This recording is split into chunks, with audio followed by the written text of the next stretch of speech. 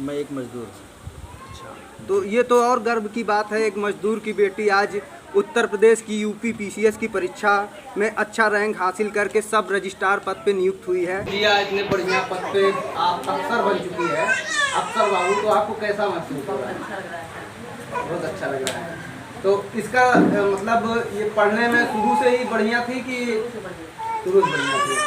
तो इस पढ़ाई में काफ़ी मुसीबतें भी आपको उठानी पड़ी होंगी, जैसा लोग बताते हैं कि बच्चे को सफल होने में बहुत मेहनत करनी पड़ती है। बहुत ज़्यादा मुसीबत उठानी। तो अब तो आपके दिन एकदम बढ़िया होने वाले हैं।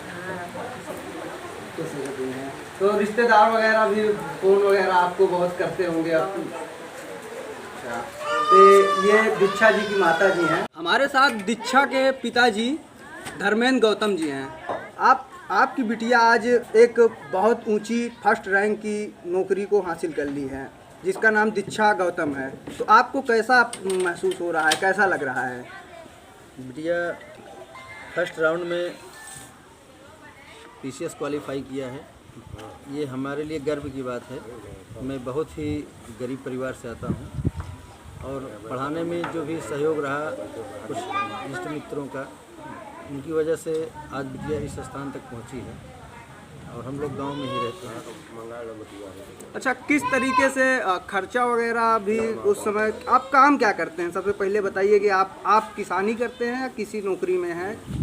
ना मैं किसानी करता हूँ, ना किसी नौकरी में हूँ, और सही मायने में मैं एक मजदूर हूँ। अच्छा, तो ये तो और गर्व की बात है, एक मजदूर की बेटी आज उत्तर प्रदेश की यूपी पीसीएस की परीक्षा में अच्छा रैंक हासिल करके सब रजिस्ट्रार पद पे नियुक्त हुई है। तो इस मौके पे आपको बधाइयाँ भी बहुत मिल रही होंगी। लोग आपका सीना आज गर्व से चौड़ा हो रहा होगा, आप जिस तरफ निकल रहे होंगे। जी जी जी, सीना तो गर्व से चौड़ा है। मैं 3 दिन से फ़ोन मेरा पूरा चार्ज नहीं हो पा रहा है, 10% 5% पे रह जाता है। बधाइयाँ इतनी मिली कि लगता है कि मुझे अब बिटिया की सैलरी नहीं चाहिए, लेकिन बधाई इतनी मिल गई कि उसी से मैं इतना गदगद हूँ। अच्छा, तो ये पढ़ाई कहाँ कर रही थी दीक्षा? इनकी मतलब पढ़ाई जो है शुरुआत अभी कितने साल से बाहर है प्रयागराज में? शुरुआत पढ़ाई यहीं से हुई थी, शिवाजी शिक्षा निकेतन एक विद्यालय था। उसके बाद जो है ये इंटर की थी, राम सेवक यादव इंटर कॉलेज है।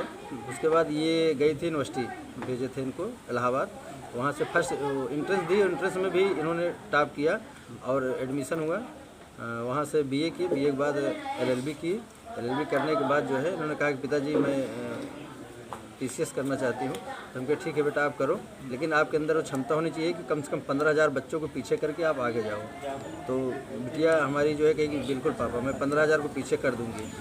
तो हमारे पास साधन का भी अभाव था, संसाधन की व्यवस्था नहीं थी, लेकिन बिटिया हमारी जो है लाइब्रेरी से पढ़कर और अन्य इष्ट मित्रों से किताब लेकर पढ़कर 2024 का पहली बार जो है पीसीएस फॉर्म भरा और पहले अटेम्प्ट में जो है वो प्री और मेंस दोनों पूरी तरह से क्वालिफाई कर गई। तो हमको लगा कि बिटिया हमारी जो है पीसीएस बन जाएगी। अच्छा, अभी जो आपका घर है हम देख रहे हैं, आपको लग रहा है इसकी स्थिति एकदम बदलने वाली है, उसके साथ साथ आपके पूरे परिवार की?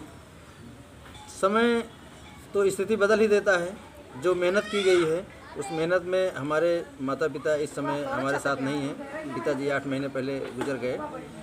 मम्मी पापा का हमारे आशीर्वाद रहा, पिताजी हमारे आशीर्वाद दे के जाते थे और हमारी इच्छा थी को रहें, लेकिन अब पिताजी माताजी नहीं, लेकिन स्थिति बदलेगी, निश्चित है बिटिया है बदलेगी। और हमारी स्थिति नहीं, समाज में हर उस व्यक्ति की स्थिति बदलनी चाहिए जो कि बहुत निचले तबका है।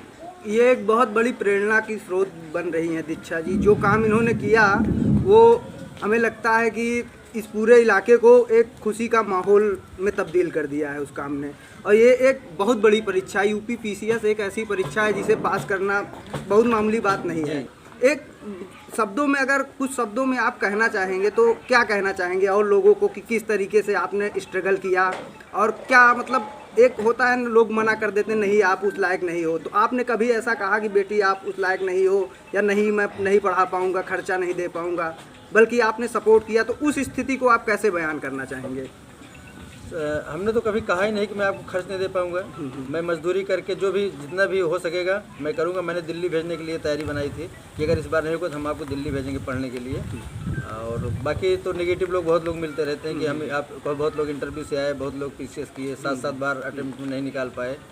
तो हमारे लिए बाधा कुछ नहीं थी। मैं दृढ़ निश्चय था और मेरी बिटिया दृढ़ संकल्प थी कि मुझे जो है जो करना है वो करना है। और बिटिया अपने प्रति ईमानदार थी कि मैं पढ़ रही हूँ, मैं अपने प्रति ईमानदार था कि मैं ईमानदारी से 1 रुपया इधर उधर कहीं खर्च नहीं करूँगा और तुमको पढ़ने में लगाऊंगा। अच्छा, अब आप जब चौराहे पे निकलेंगे, मतलब जब भी बाजार जाएंगे, तो अब आपको कोई नॉर्मल धर्मेंद्र नहीं कहेगा, बल्कि कहेगा एक सब रजिस्ट्रार के पिता जा रहे हैं।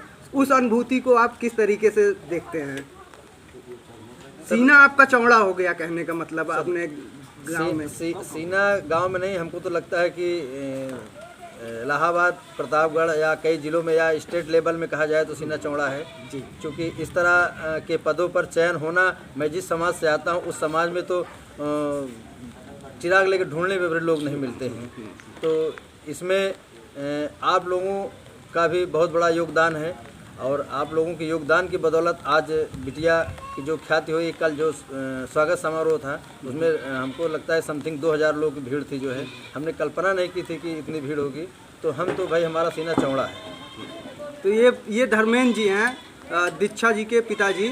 अभी हम और लोगों से भी बात करेंगे, आप बने रहिए हमारे साथ। सकरदहा के रामेंद्र प्रताप सिंह जी हैं। रामेंद्र, कैसा लग रहा है पीसीएस आपके ग्राम सभा से एक पीसीएस की परीक्षा टॉप करके सब रजिस्ट्रार के पद जैसे पद पे नियुक्त हुई हैं दीक्षा गौतम जी, आपको कैसी अनुभूति हो रही है? हमारे गांव की बेटी है और गांव का मान बढ़ाया है तो हम लोग खुश हो ही रही है।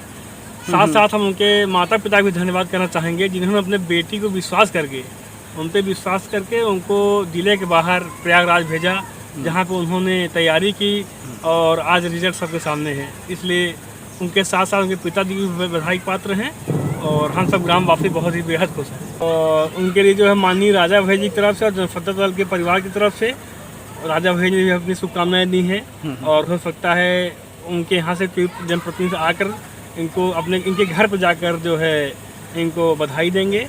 और हम भी अपने पार्टी तरफ जा रहे हैं, अभी उनके यहाँ फिर जा रहे हैं मिलने के लिए। कल भी गए थे और आज फिर जा रहे हैं मिलने के लिए। अच्छा, तो ये राघवेंद्र भैया हैं, बहुत अच्छा लगा बात करके। ठीक। तो दोस्तों, ये था दीक्षा गौतम के संघर्ष और सफलता का आखिरी भाग। आपने देखा कि किस तरह एक साधारण परिवार की बेटी ने अपनी मेहनत और पिता के अटूट विश्वास के दम पर सफलता का परचम लहराया और एक बड़ी अफसर बनकर पूरे क्षेत्र का नाम रोशन किया। इस प्रेरणादायक सफर पर आपकी क्या राय है, हमें कमेंट बॉक्स में लिखकर जरूर बताएं। और हाँ, अगर आपके पास भी या आपके आसपास भी ऐसी कोई प्रेरणादायक कहानी है जो समाज को नई दिशा दे सकती है तो हमसे और हमारे चैनल खबर प्रयागराज तक से जरूर संपर्क करें। हम आपकी कहानी को भी पूरी दुनिया के सामने लाने की हर मुमकिन कोशिश करेंगे।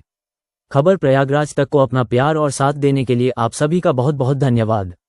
जय हिंद।